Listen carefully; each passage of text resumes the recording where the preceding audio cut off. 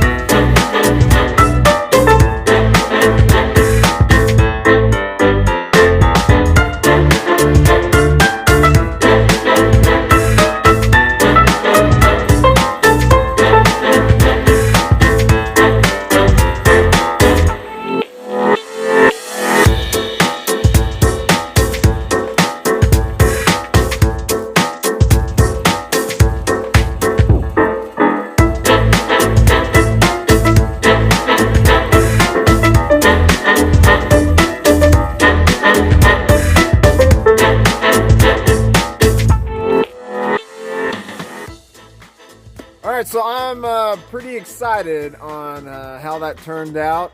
It's going to be a lot better than cranking it up and down.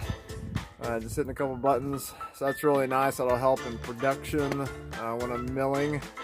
Also,